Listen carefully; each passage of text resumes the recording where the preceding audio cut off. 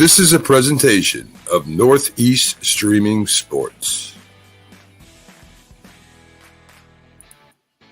You're listening to TGI Sports Talk with your host Keith Angle on Northeast Streaming Sports.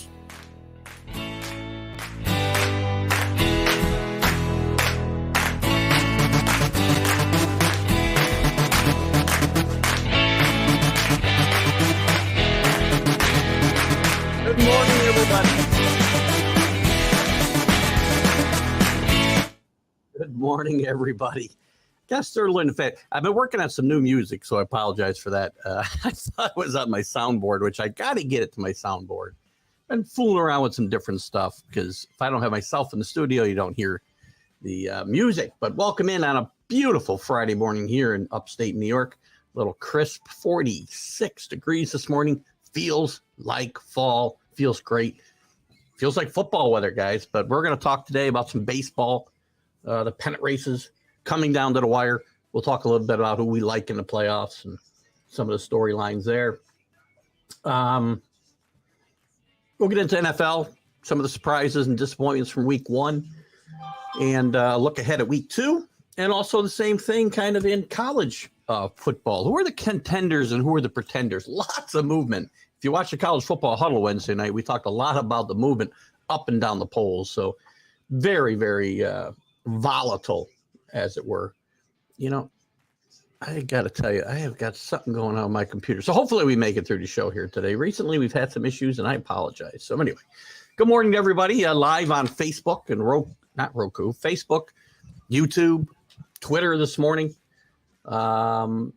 We welcome you and your comments as always. I'll be joined by my co-host, Mad New Yorker, in just a second. In fact, I wanted to give a shout out to our group shout out today, which I didn't get a banner for. I apologize. But I'm trying to do these when I remember to do them on the shows. And our group shout out today will be to the group, the Mad New Yorker. So make sure you check out Carlos's page. Carlos has been co-hosting this show with me for a while, and he's doing a lot of other stuff with myself, with Dan Harris on Let's Talk Sports, and check out the Mad New Yorker page because it's we want to help him grow that, and because he's been a great contributor here. Even when he's not on the shows, he's contributing with his ridiculous comments from wherever he is. Good morning, Carlos. I guess that last part was probably uncalled for. I apologize. It's okay.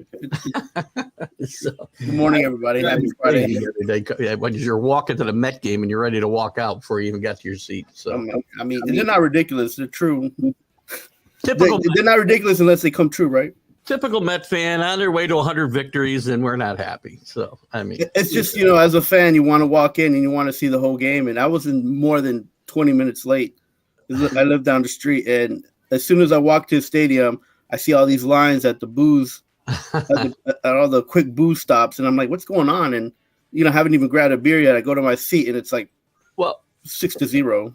They probably knew you were coming to the game, so they had a big crowd, and they wanted to get out to a good start, so you could come in and Mind you, it was 6-0. It wasn't the Mets 6-0. It was the Cubs 6-0. But because and we'll start there this morning. And by the way, I wanted to give a shout out to your group today. So I want to keep helping you grow that. And I know that it has been. And just make sure you ping me when you got blogs you want me to share it, because whatever reason, I can't get the settings on TGI Sports Talk. So if you share it, it just shows up. I got to figure it out.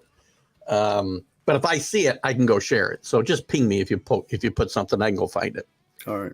Facebook's changed a whole bunch of stuff in the last couple of weeks. You've probably noticed. I don't know. So yeah, the last few days, I got on one page a couple of days ago, and I didn't know what was going on. Yeah, it's actually easier for me to share the show and stuff because I can do it all from my phone now, where I couldn't before. I couldn't change profiles on my phone. Now I can. So it's actually, some of it's beneficial, some of it's a little confusing. So anyway, continue to follow the Mad New Yorker, and he is getting more exposure these days all over the place. So good job there, by the way. And did you do the post game last night? I didn't catch it. I was so tired last night. Yeah, so everybody knows every Thursday night on Amazon, the football games will be there and only there. Unless you're an international follower, then you have to look to see what's available through in your area. But in the U.S. and in North America, you have to have Amazon. Morning, Bob. How you doing? So it's only on Amazon, and the games. I'll be doing the post game report with Tanner and ankle biter, Shemiter Botkins from the. They're on the Let's Talk Sports Radio Network, and then Tanner's with the Buffoons Sports guys. So yeah, good job.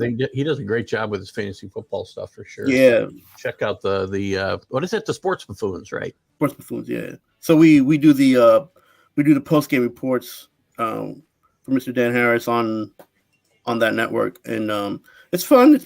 It's been good so far. We've had one okay game and one good game last. You call last night a good game for it being the second game of the season, and I thought it was a fun game last night. You had a little bit of everything. And we can jump into the NFL. I put the Major League Baseball up here, but we can jump into the NFL first if you want. Yeah. So last night's game was, I was back. It was a little bit. It looked like the Chargers were going to control most of the game in the first half, but it just takes one small mistake and it can go the other way, and that's what the Chiefs did. They weathered the storm. They played a mediocre, slow game that Reed likes to play, and he ended up benefiting him. And it just looked like the Chargers were, they were very aggressive at first, but I guess they flamed out, and they didn't realize how actually talented and good the secondary of the Chiefs and their young defensive core is. So. Well, I had said before, and this defensive coordinator is not young, by the way. Steve Spagnuolo might be as old as me, but he's very good. Ex-Giant coordinator. Beat the Patriots when they were undefeated. Helped beat the Patriots when they're undefeated in the Super Bowl. I said before the year started that the demise of the Kansas City Chiefs has been greatly exaggerated, and one of the reasons I said that was their defense was going to be improved. It's not great, but they play much better brand of defense, I think, right now. I think they got some better athletes in that secondary, as you said, even with the Honey Badger gone. Right. And their front four is really good as well, I think. So I think this team will be as good as they've been, but not the same kind of team that they've been in the last 4 or 5 years. Right. So they'll have to play and depend more on a full defensive pressure than they would have before, depending on certain players doing good defensively. So, which is what the Chargers are doing right now. They're depending on their defensive players to do good, and then the team kind of support that, where the Chiefs are doing the opposite, because they've moved some players around and they're a little bit younger, and they've been getting some great young players from the draft. So as you saw after the second half, you didn't hear much from Mack and you didn't hear much from Bosa. And so then that also means that the offensive line and as well as Kelsey were helping support Mahomes stand up and do his job, right? So Kelsey did. If you're a fantasy owner and you have Kelsey, you didn't really make too many points. But if you're a Chiefs fan, you're okay with that because you got the win out of it. Well, that's one of the problems with fantasy football is it skews reality a little bit. So, you think Kelsey didn't have a good game, and he did, because they had to fight in the first half. Mahomes looked like it was a 49er or the Tampa Bay Super Bowl all over again. He was running around for his life back there a couple of times. So they made some good adjustments, I thought, in the second half. Herbert made some mistakes. He's a young quarterback yet. He made some mistakes in that second half with some reads. Then he got hurt. I'm not even sure that they shouldn't have pulled him, to be honest with you. The way his body language was so bad those last couple drives, because he got banged up pretty good their last few drives. Would you like to see Chase Daniels take your spot? No, but again, you're not at risk of losing your spot. I know he wants to get out there, but I wasn't sure watching. He did take him to a touchdown late in the game, so maybe I'm being a little too critical, but he just wasn't right, and I don't want to risk losing my franchise quarterback. I don't know what the situation was with him. It could have been a ribcage thing, the way he took that first hit.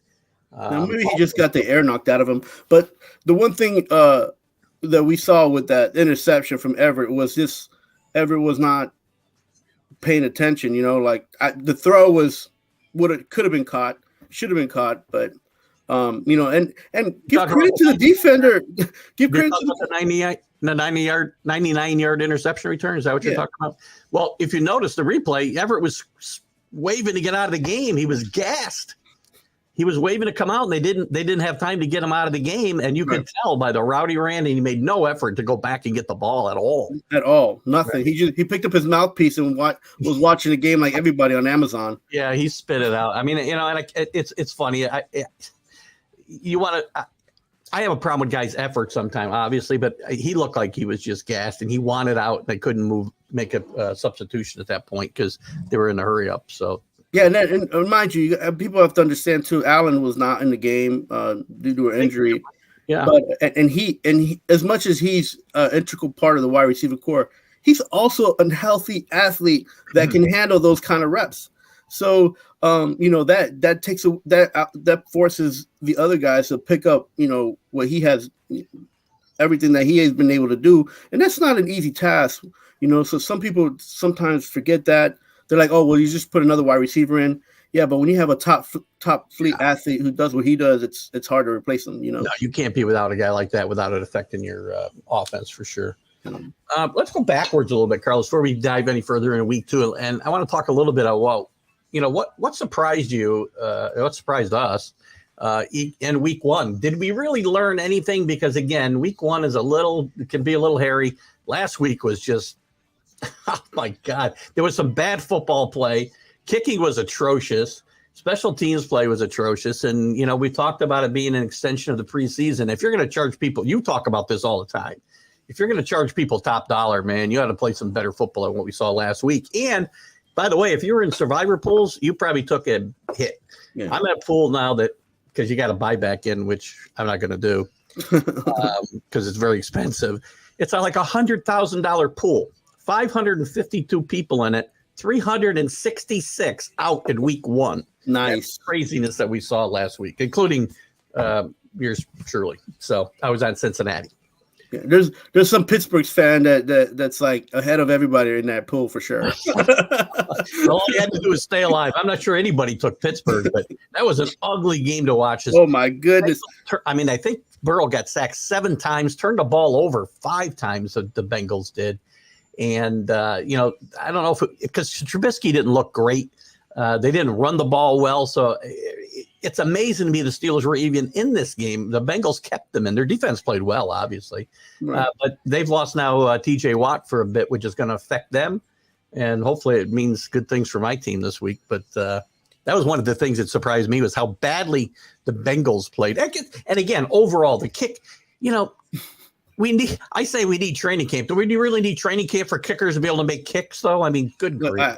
We had the argument, and and we're just going to say that the first, like I say it, and you make it, seem like it doesn't matter because they count. But the first 5 games of the NFL are usually they do count. That's the problem. Yeah, but they're usually like it takes those teams about 4 or 5 games to get in sync, to get used to the.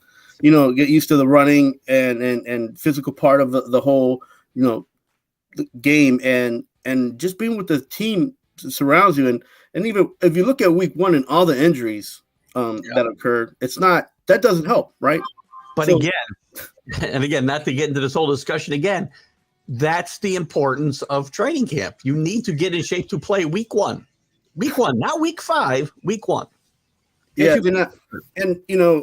I just think they need I put out different ideas of what they need to do with these players and how they should be getting, fit and getting ready to play. But I know the NFL look, they're in the business and they're doing a great job, right? Because even with all the abysmal play on the field, which kind of makes it interesting sometimes if you're just outside looking in and you're not a fan of a certain team, but if you just want to watch football, it makes it interesting, right? Because the Giants, who won a game that shouldn't have won, they won. Why and not? It counts. Why shouldn't they won? Because it was a terrible. They did terrible. They didn't. How did Saquon Barkley do in that game? Well, I said it would have a big bounce back year. How did Daniel Jones play in that game? Pretty well, didn't he? He got hit pretty well too. He threw the ball pretty crazy too. So he had a good game. We don't. If you want to make an assessment that these 2 guys should be in the Pro Bowl.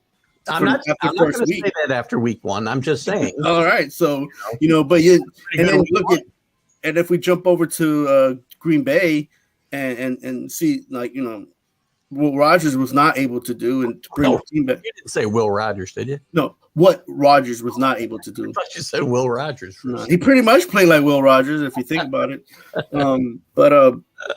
You know, these are things that happen in the first week of football, right? I mean, but it was just bad, and you know, a lot of teams are in first place that you wouldn't think, but that's just the way it is. The Packers threw a stinker up last year in week 1 too, and I included said that we're starting to see the demise of the Packers, and then they went off to have the best record in the NFC. So, well, I think it's fair to say there's a lot more parity in the NFL than in years before, and that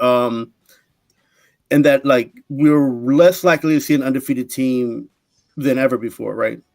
Because so is that take away from week 1? I mean, there is parity, or is this just week 1 blahs for some of these better teams? Because, you know, good teams didn't play well. The Eagles, who people expect a lot of, had their handful with the Lions, who let come back in that game. The Colts, who we think will be good, barely eked out a tie. They had to come back to do that. Who else? The Ravens were the only team, and how I did not have them in the survivor pool is amazing to me. The Seattle Seahawks are 1-0. Seahawks. I mean, again, so are these teams better and the other teams are worse than we thought, or we just can't read anything into it? To me, I'm not reading much into week 1.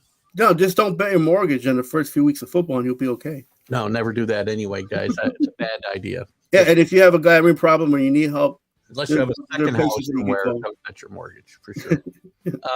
You know, I was disappointed, obviously, in my team's play. Not surprised. Why were you disappointed if I told you that team wasn't going to be good for another 3 or 4 years? Be disappointed just because you told me they wouldn't be good. I'm still going to be disappointed. I also said they would have a tough September because things are not good there yet. And last week was a indication of that. They didn't play really well. The defense did not play badly, actually. I mean, they didn't give up a point on that strip sack, so they only gave up 13 points on offense, right? One was a big play with some really bad tackling and bad coverage on that touchdown by Waddle before the half. So the defense played pretty well. The offense has just got to figure it out. And looking forward to this week, they've got Pittsburgh with Watt out. Hopefully, Mac Jones is playing. He's got an injury, right? Yeah, he practiced most of the week. He missed one practice, but he was sick. It wasn't because of the back injury.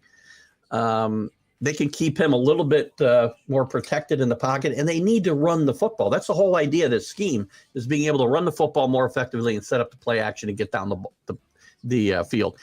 And one thing that really stood out to me last week, and as I'm watching a game, I'm like, where's Kendrick Bourne? Where's Kendrick Bourne? He had 2 touches the whole day. One was for a 41-yard gain and touch. I think it was a touchdown. But even the owner, Robert Kraft, said this week, basically, whatever doghouse Kendrick Bourne is in, I want him out of it for week 2 because he's important to this offense. I think I heard that they saw Bourne and Galladay hanging out at a coffee shop somewhere in Boston. Might be. If Galladay's giving him tips, who knows? Jesus. But Kendrick Bourne played really well the end of last year, and he's important to this offense. So I do think that the Patriots will find a way to win this week against Pittsburgh, by the way. I think the Patriots are going to struggle until Bill Belichick moves forward into a different position. That's just, it's kind of like watching some of these in the late 90s and early 2000s, some of the older coaches just kind of, lose a team and lose the ability to just go in and make a difference, it happens, man. It happens. And he's older as well, so that doesn't help, You got a shorter span of patience, right? So yeah, I think Bill Belichick's got a lot left. I really do. And I think we'll start to find out. We'll find out late. Again, September was going to be tough. I think they find a way to win this week. Yeah. TJ Watt being out, I think, is a big deal. The Pittsburgh's lack of offense is also encouraging to me. I don't think we got to score a lot of points this week to win this game. You don't, but you do have to play the game, and you have to be able not to lose the game, right? Agreed. Mac Jones has got to play better. I mean, we'll see what happens there. For him to play better, the offensive line's got to be much better. What else do you see this week that is you find of interest? Ought to be a great game with the Texans and the Bears, but we won't start there. San Francisco, Actually, sorry, that's next week anyway. Forget about that. I was on the wrong week. I mean, you can anywhere you look, and if you follow, and if you're following the NFL and you rate all these teams, you'll just be surprised and taken aback that even on the first game, it didn't look like it was going to be good for half of these teams. So, well, let's look at your Jets. Oh, the Jets. They get to are they hosting? They're on the road this week, right? They're at the Browns. Yeah. Joe Flacco's a lot of talk in New York this week about they ought to bench him for White. I don't know what that'll matter. And by the way, Robert Saleh, you need to shut up and don't tell the fans not to boo. I mean, receipts. I'm taking receipts. Yeah, right. Play some better football. How about that? Jesus, good God, this guy does not get it. I'm worried about this guy. I mean, listen, it's a tough media area. New York City. It's tough to coach at. It's tough to play in. Fans are tough. I gave up on him before even the season started because I didn't like the way the. Well, that's not shocking. So, but again, it's not just Saleh, man. It's the whole perception of it's just the first game. You don't really know what your starting quarterback's going to do because he didn't come in and play at all. There's talk host shows like Beningo on The Fan was mentioning that, they think that White is better than Wilson, which is why they haven't played him much. I thought Joe Beningo retired. He will be on the Tiki and Tierney show on Mondays. Okay. Spreading out his opinion, which was, whether it makes sense or not. And, we all say crazy things because we're in New York, right? And we're hardcore fans. Who knows? Maybe there's some truth to that. Maybe there's no truth to that. But, if White gets put out there, he'll be definitely better than Joe Flacco because it can't be worse. I mean, what's the point of playing Joe Flacco at this point? But nobody said. See, everybody was like, "Oh, well, the Jets have an opportunity because they have a a veteran quarterback that will know how to control the game, will know how to play the game." And now they see that. Oh, well, maybe he's past, his playing time. Put in somebody else. It's always jump to the next conclusion. And look, I'm not a Flacco fan, and I'm not defending him, but he shouldn't have been in to begin with. And the Jets they do things all the time to put themselves 3 steps back instead of moving forward. And even after training camp, they had only one quarterback that was actually a positive light for them, and they didn't even sign him to the practice squad. Now I think he's back on the practice squad, because they had to make maneuvers like that. But come on, that's just the way the Jets do things. And if you expect any more or better from them this season, then you're just being a nice, good, faithful fan. Can they beat the Browns this week? I say they can, but I don't think they will. I think they'll play themselves out of the game because they tend to do that sometimes. Just play hard a few quarters, and then they'll just one or two small things will happen in the game, and they'll lose.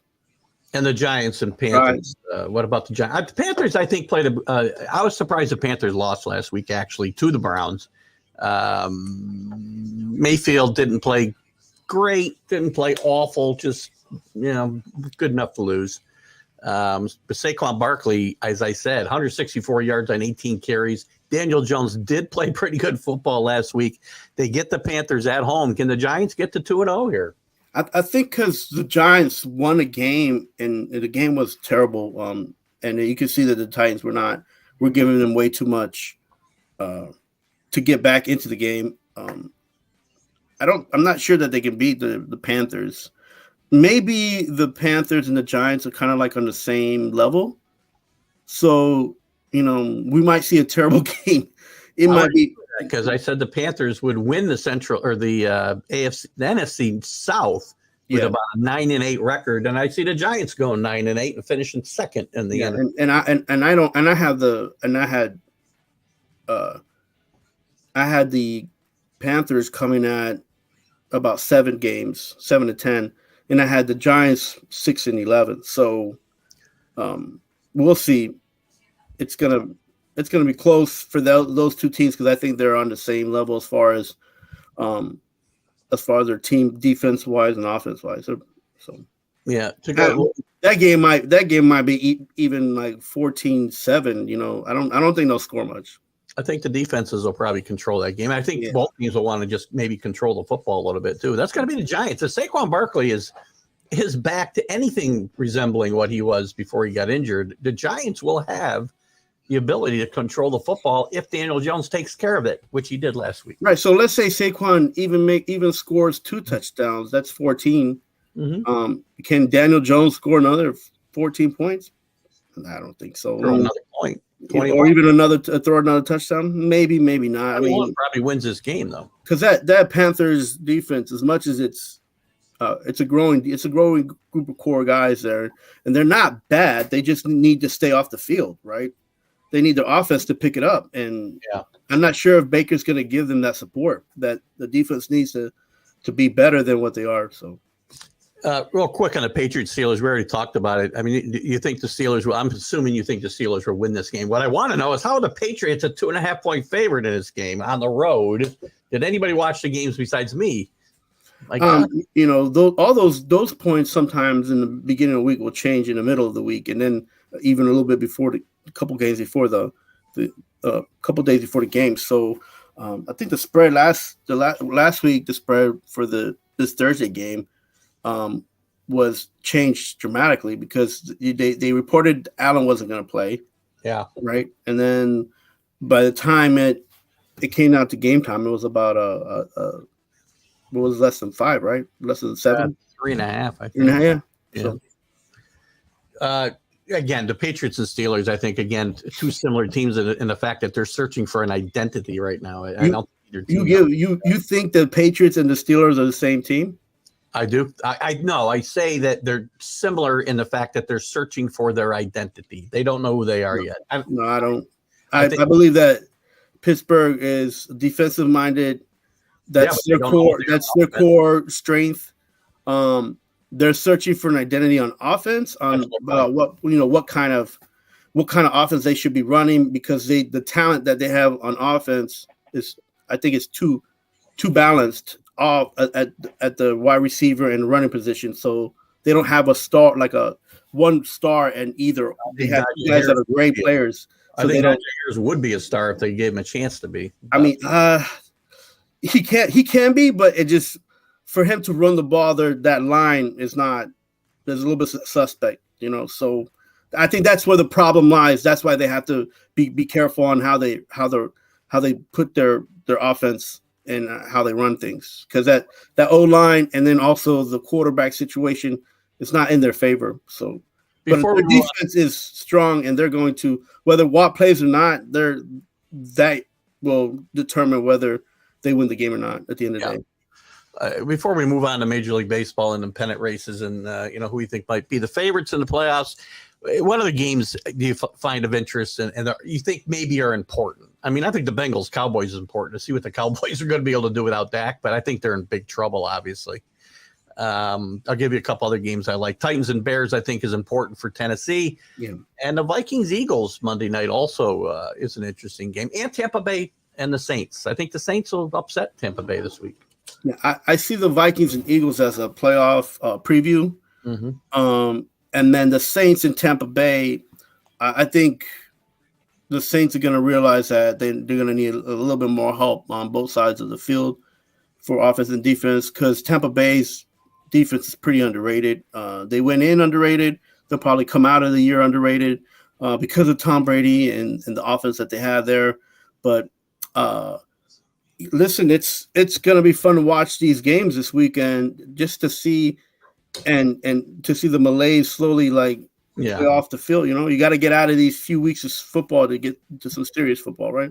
I'll give you a team to put on upset alert this week, 2 weeks in a row, the Colts. I didn't have the Colts coming out of the division anyway, so there you go. I think Jacksonville will beat them at home this week. So Jacksonville is going to be a team that's on the up. When and how they come out in the next 2 games, that's going to set the tone for them, right? And they got a great coach. Now they have a good young quarterback. That defense needs to step up and make sure that they can get, the other team doesn't get on them too much. So, Great point. Let's segue into week 2 of the NFL. We still got a lot of things to sort out, as we talked about. And it's going to be an exciting week of games. We'll certainly talk more about them on Sunday. And I want to segue into Major League Baseball a little bit. We're coming down to the last. Jesus, the playoffs don't start till October 7th. From what you 16 games, 17 games. Something like that. Gosh, there's still 16 games left. It seems like there only ought to be 12 or 14, but they still got 16. Depending on a team, I think you got 16, 17 games left. As far as races go, let me get back to my standings page here. Where'd it go? I lost it. There it is. I think the Yankees are home free now in the East. They've gotten themselves righted. You can relax a little bit. Playing better baseball. They're not going to blow this lead, and they're going to make it. Tampa Bay and Toronto should as well. The Central's still up in the air. Central's in the air. I read a great article from I think it was Ken Rosenthal yesterday, an open letter to Tony La Russa saying you should announce, come out today and announce that this is Miguel Cairo's team, because he got it turned around pretty good while Tony La Russa was out. I think he went 8-3. They were under 500 when La Russa went out. He got them back in this race. And La Russa, I think, is 1-1 since he came back. If he's back, I think he's back. He was in the press box the first night. I thought he was back, though. I don't know. He's recovering from a heart condition, right? They put a pacemaker in or something. The problem with his pacemaker, I think the electronic gadgets that run the thing, which doesn't sound very good. I mean, you're a 78-year-old guy with a pacemaker issue. Maybe you shouldn't be in the pressures of a major league dugout, but. In any event, I think the Guardians are probably going to win here. They're going to go out, I think. They're 8-2 in the last 10, but I do think they'll go out early in the first round. The Astros with a big lead over the Mariners. But I think the Mariners will be a tough out in the playoffs. So if you rank the American League teams in the playoffs right now, are we back to where we were 2 months ago? This is the Astros and the Yankees. It's going to come down to Astros and Yankees. They're 1 and 2, or however you want to rank them. Mm-hmm. The Astros will have the home field advantage as they've got 7-game lead now on the Yankees, but you still see it. I still see it coming down to Yankees and Astros. The Mariners could throw a little wrench in there, but I don't see anybody else being able to compete here. Yeah, and again, the Mariners will come down to how deep their pitching can sustain. Can be sustainable, because at the end of the day, that's going to be all the teams. And I emailed you how the playoff. It's going to go, and November 5th is the end of the World Series if it goes 7 games. Right, it's later and later every year. My God. Well, this year they had the lockout that affected the season. So right, a little bit. So they're just trying to give the players and the teams an opportunity to not be overwhelmed, but it's just going to be overwhelming no matter what. The traveling schedule is horrific. But it is what it is, right? It's baseball, and you got to come out and play. And first round will be easy because their games will all be in one place, so there'll be no days off, right, for that first wild card round. So that'll be interesting. The other piece of news, interesting piece of news in the American League as we finish out the regular season, at least, is going to be Aaron Judge's chase of 61. I believe he's sitting on 58, if I'm not wrong. Is that right? 58? I think he is on 58. I meant to look this up before. I think he's on 58. Let me look real quick. No, I believe you're right. He's on 58. He had 2 the other night. I don't think he said one. Sorry, he's on 57. So he's trying to hit for 58. Yeah. 57. He's got, I don't know, 16. What did we say? 16 games left. Let me do some math here. Use my Perth education here. 150. That's 143. They got 19 games left. Wow. That's a lot. They got 19 games left, the Yankees. So that's plenty of time for him to get to 61 and 62. And I'll be rooting for him to do it. And he's the American League MVP no matter what. So this race is over. Right. And then there's also scenarios of coming out that he also possibly could win a Triple Crown, but, the last few days. Baseball, I don't think he can get there in the batting average. I don't think he can, but there's the opportunities there, and it's his for the taking, right? At the end of the day, he's got to perform. Well, let's take a quick look at that real quick, because I don't know that he's that close to the batting average. Yeah, he's 4th. Is he 4th? Yeah. Hang on, let me pull up the American League. 310. Oh, he's only 10 points behind. Yeah, I guess he could. I didn't realize that the leaders had come back that far, I guess. Yeah, Arias leads it from Minnesota. RBIs and home runs. It's all down. That'd be a great story too. Good catch there. I didn't realize he'd close the batting average that close. So 10 points sounds like a lot, but somebody goes 0 for 20, and he goes 10 for 20. Well, guess what? So he's got a couple guys between them. That's the only issue there, I think. So what I was reading before is, so if Judge goes 30 for 70, he could finish at 324. So even if Arrays, I didn't even know who this guy is, to be honest with you, Luis Arraez, is that even if he maintains it and Judge goes on that streak, which is not undoable for Judge, obviously. He goes on these streaks a lot, as we know. So that'll be an interesting thing to watch, too. I'm glad you caught that one. Let's move on to the National League and see where we are there. And there's not much up for grab other than whether the Padres will make the playoffs. I think the Mets and whether who wins the American League or the National League East, of course. The Mets and Braves still tight. Mets holding on to a 1-game lead. That'll come down to the last weekend, I'm sure, which again hurts whoever is going to be that wild card, because if they got to line up their pitching to win this division, which I think you need to do, it's important not to play in that wild card round, I believe. Right. Well, first I want to start off with saying happy Roberto Clemente weekend, everybody.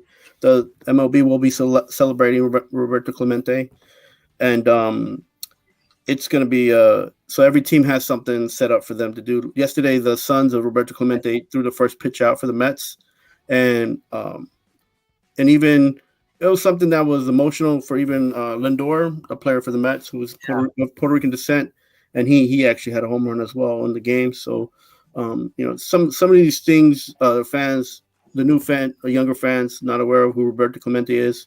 Older fans like us, I saw clips of him play. I read about him a lot. Being of Hispanic descent, I learned about who he was as a person before I learned about who he was as a player, and that was the most intriguing part. Was that the changes that he tried to make in his world, using his status as an athlete. So. MLB did a good job making this weekend for him, just like Jackie Robinson, and we can start talking about the Mets as far as what's gonna happen with their pitching staff. Yeah, health, wherever their health takes them. Let me make a couple of comments on Clemente first. So sure, go ahead. That's a great call, and how I talk about the history, and the history of the game is important. Roberto Clemente, one of the most underrated players in Major League Baseball history. He could play with Willie Mays and Hank Aaron. He could have hit more home runs if he wanted to. He got a bad rap, because there weren't a lot of Latin players, Latino players in baseball when he came up, and I think he got a bad rap during his playing days because he was hurt a lot. But a great clutch player. When he got to finally get on the national stage in 1971, I was 11 years old, and I remember thinking, I'd never seen a guy play baseball like this guy. That was his first chance really on the national stage against the Orioles in the World Series. And he did everything. He was throwing guys out from every place in right field. He hit about 420, had 3 or 4 home runs, drove in 12 runs. He was the MVP of that team and great player. And as far as his humanitarianism, he was a selfless guy. And it unfortunately, sadly, it led to his demise as well. For those who don't know, he died tragically in a plane crash on New Year's Eve, flying relief aid to Nicaragua, I believe. Yep, that's correct. From Puerto Rico. So anyway, great. On a plane that he chartered. He chartered that plane. Yeah, and he made sure it was full to the max, and that was one of the issues. Full, right? Yeah, sad, very sad, very sad. And I think, if I'm not mistaken, Major League Baseball, one of the few times they've done this, waived the 5-year waiting period for this Hall of Fame vote. He was eligible the first year he was first year after he had passed away. So, right. And kudos to Tampa Bay. They put out the first all Latino lineup last night. And I got to believe you. I don't know. I'm assuming that was kind of engineered because of Roberto Clemente weekend. Yeah. Yes. But still, great honor, and actually.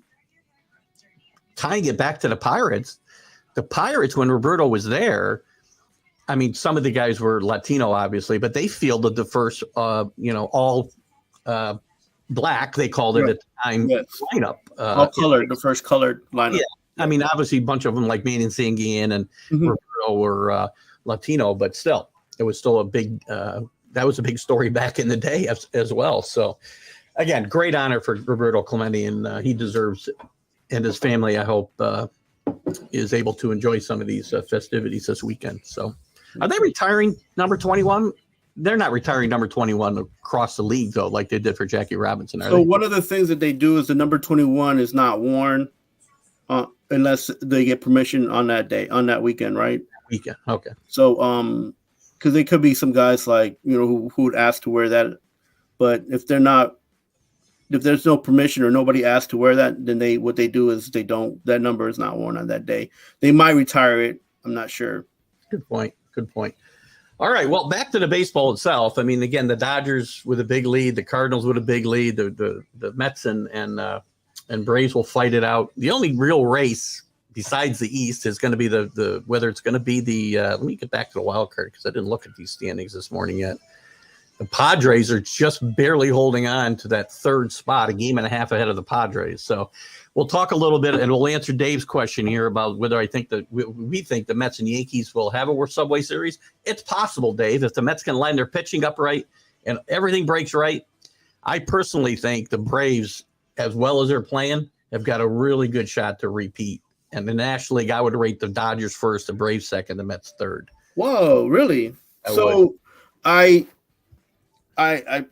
the Braves, as much as I don't like that team, as much as I dislike them, they're playing great baseball. I'm not going to say I hope, but I have them maybe being a little bit too tired chasing that division. Maybe. And even if they get it or they don't, I have them too worn out to do well in the playoffs. The Dodgers are deeper as far as position by position wise than the Braves. So I think what, as good as the Dodgers are, and their pitching's been outstanding, but you look at any given night, they put out 4 guys that are hitting under 200. So a lot of these, when I say deep, there are some of these guys that are still kind of slumping, right? Bellinger's not doing that well.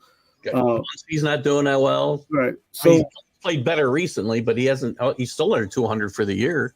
But you have those guys like Mookie Betts and Muncy who carry the Dodgers offensively and defensively, and also even if Bellinger's not doing good, they play off of those two guys very well.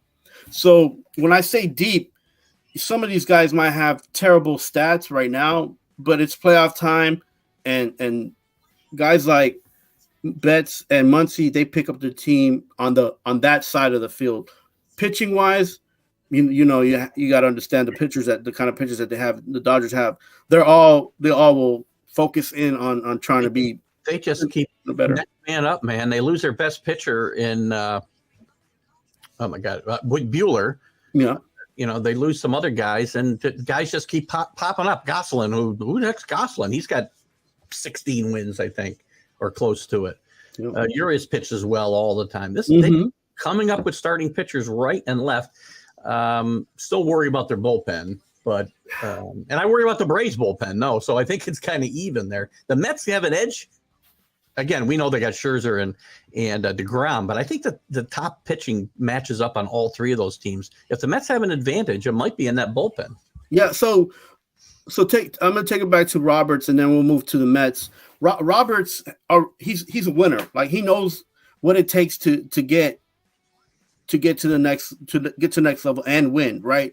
And he's setting them up to be a playoff team before. Like, I feel like he's been doing that for the last month. So they're going to be ready to come in and play whatever team. He got a 20-game lead, by the way. Which that's the thing, So you get the second and guys off the bench to get playing time, right? That's what he does, and that's what managerial him in a managerial position has been doing for the last few years that he's been there. So So with their matchup with the Mets, because when they played the Mets last, the Mets beat them.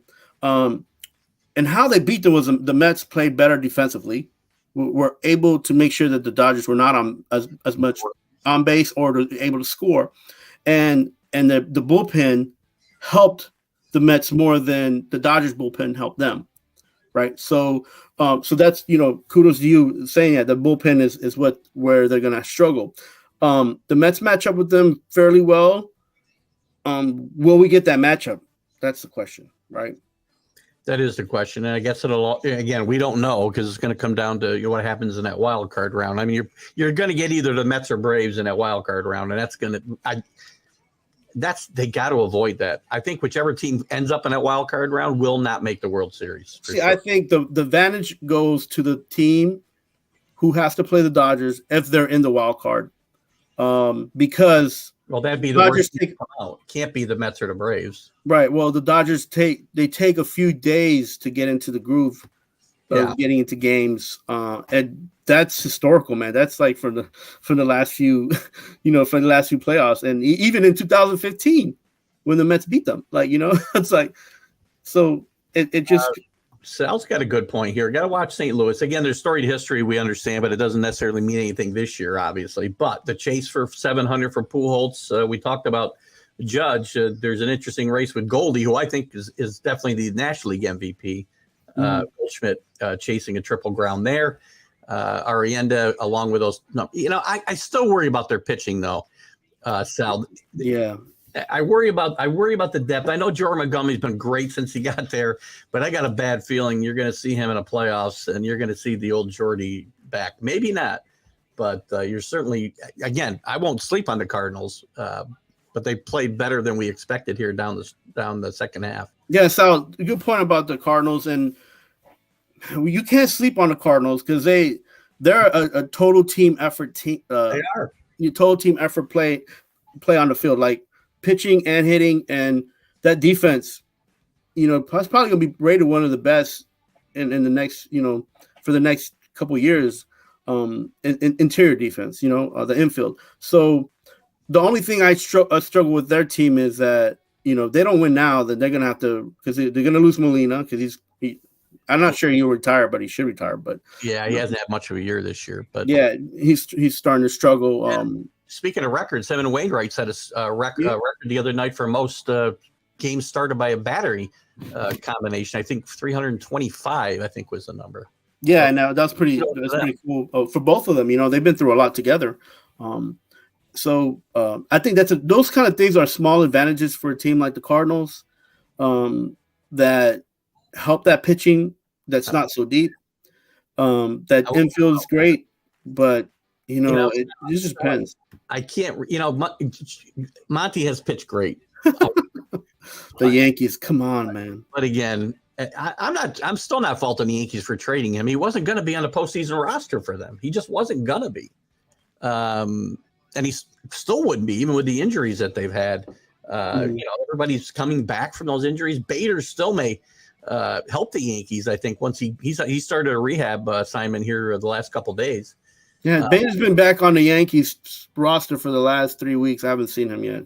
Yeah. Every day they say he's coming back. I'm just like, when are you going to see him? Because Hicks is in the doghouse and somebody needs to step up. So they do. Sal, again, I'm not saying that St. Louis isn't a good team. They're the best team that nobody knows half the team. Right. A lot of no-name guys. Nobody talks about the guys he talked about in Tyler O'Neill and Edmund, who are really, really good players, but don't have the publicity nationwide. We know about them because we follow the game, but Cardinals will be tough. And again, Sal, to your point, in the playoffs, though, I think they're going to be strongly at a disadvantage having to play that first series in that wild card series. And I don't see any way they're going to avoid it at this point, unless they really get hot and the Mets and Braves go in the toilet, which I don't think both teams will. So, but I give them they'll have a fighter's chance because, as Carlos said, you have said, Sal, they're very well put together to play good defense, and so they'll have a puncher's chance. But I still got them fourth right now, behind the Dodgers, Braves, Mets, and Cardinal or Braves. That's a good 4. Yeah. Look at the Brewers. If they get in, they're not going to do much. They were my pick to win the World Series. So, but they got absolutely zero hitting this year, and their pitching has fallen back because I think of the amount of pressure there. I mean, those guys go out and they say they give up 2 runs and they think they've lost the game. So Keith, here's a scenario for the Brewers, which is something that they've been if they get there, by the way, again, yeah, if they get there, and the one thing that they do as a team is that they battle back and get hits, not home runs, but hits, and take advantage of pitchers that are either tired or they just need, so because their managers, he does a good job coaching them up for that. Craig Counsell is one of the best managers in baseball, and this is not his fault. This team really fell asleep at the wheel at the trade deadline. They're underperforming for the potential they have on the roster, and their pitching staff hasn't helped them at all. But again, they have enough offense on that roster to make and cause havoc. If they're going to be in the playoffs and they're a sneaky team, don't sleep on them. Don't think that's an easy win. And it's just like when I tell people the A's have a lot of young guys that are coming in. They're going to move in about two more guys from the minor leagues. They have nothing to lose and they're going to play for contracts. So that's why they beat a team like the Yankees. And the same thing is going to happen when the Mets play the Pirates. That's the X factor, right? Yeah. Who wants to play? Of the teams that are eliminated, who really wants to keep playing and who's thinking about, getting out on the golf course? And the Cubs swept the Mets because they have 3 guys on that team that are playing for contracts, and they play. And you saw that if you're a Mets fan and you're watching the game, you kind of like, whoa, some of these guys are like, playing well. Who are they? Because you didn't see them earlier in the year and they didn't talk about them, right? Yeah. They're not the guys that the Cubs won the World Series with. So, and you're watching and you're playing, you're like, well, they're actually playing. Sometimes we need to give credit where credit is due in baseball, and it doesn't happen enough. Well, as we sit here today, I will tell you, and this could change here in the next couple of weeks, my favorites are still going to be the Astros in the American League. I know I'm a Yankee fan. I know it's blasphemous for you guys. We always have to have rose-colored glasses. I just think the Yankees do not match up well with the Astros, and I think it'll be tough when they get to the playoffs. Maybe they can change my mind the next 3 weeks. We'll see. And I like the Braves to beat the you know what? Because of the way they're going to match up, maybe I'll like the Braves to upset the Cardinals and maybe make it to the National League Championship Series and the Braves beat them. Maybe I can get there, Sal. We'll see. He's got a point here about Milwaukee. Let's get that up real quick because Sal's a good baseball guy. And thanks for being here, Sal. I love your contributions to the show. We got to get you on one day for sure. Milwaukee needs a good week because San Diego's limping to the finish line. They sure are. And your boy, Mark Mancini, by the way, Sal, has got to stop pumping up the Padres. They're not any good. No. They have a great roster. They're just not playing up to the roster. They're not. They don't hit in the clutch. They don't pitch in the clutch. They don't do anything well in the clutch. And for him to keep pumping them up it's his anti-LA bias. And, he wants to see them do well again. And what did he say here? Plus, they have to see the Dodgers again. Just to my point, I'm sure your boy Mark will be all over the Padres are going to sweep them. And then when they get swept or lose 2 out of 3, he's going to say, well, it's not October, so what's it matter? We'll definitely get you on. Yeah, I'm going to be on. Sal, give us a little plug. Put the comment up, and I'm going to be on with the guys from Philadelphia, the Liberty Bell show on Thursday. So we'll do a half an hour with those. That's a team that's people like starting to talk about is Philly, and maybe they can come out too swinging. So yeah, Sal, put a little thing in the comments, and I'll put it up before we get done here. Well, real quick, I guess we'll move on. We're going to talk a little college football. We don't have a lot of time, but we'll dive into it here a little bit. Another crazy. What am I doing here? I got the wrong thing up here. College football. Look who are the real contenders? Is Alabama as bad as they looked last week? Is Texas better than we thought? Is Georgia as good as they've looked early on? I got this window. We've already found one pretender probably in Utah. Is USC for real? I don't know if we're going to have any answers for this for the next few weeks because I see a lot of volatility in these rankings. We saw teams like Notre Dame drop 30 spots in the rankings. Like you never see that. Texas A&M dropped 18 spots. Big game this week. My A&M plays the U. The U at home. College Station. Saturday night, be watching. The U is back. If they win this game on the road at Texas A&M, I know they're not playing well, Texas A&M, but this is the kind of game that they need to win to show that they're back. And I think Miami is going to have a great year. I think they'll beat Clemson during the regular season and rematch for a possible playoff spot in the ACC championship. Yeah, and then this is a cause and effect of having the transfer portal, right? So these teams are so, open to all these changes. So and the coaches staffs that can't catch up and have that stability and consistency that they need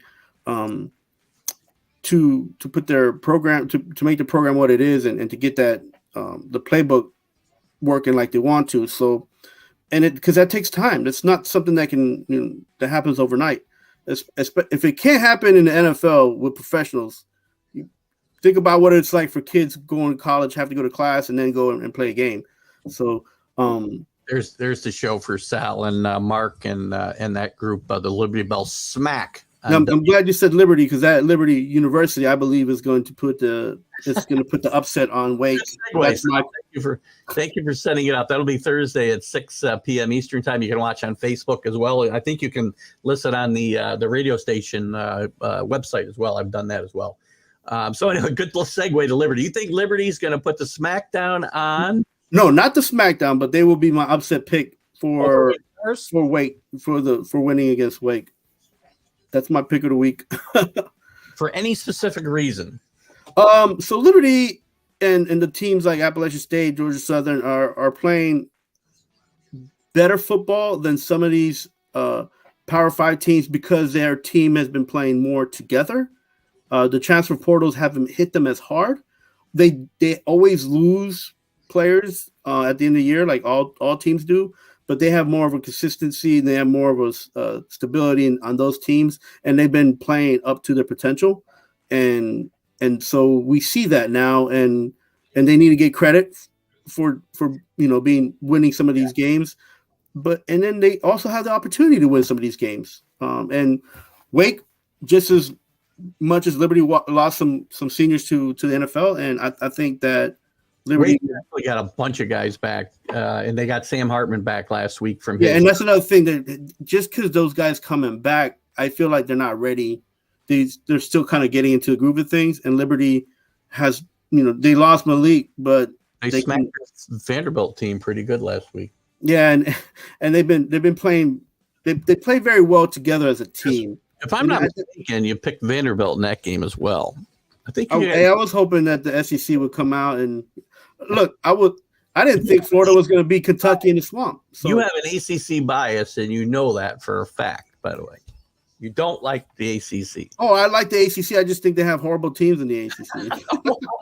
That's a bit of a. I don't understand how you can say both things. I like them, but they suck.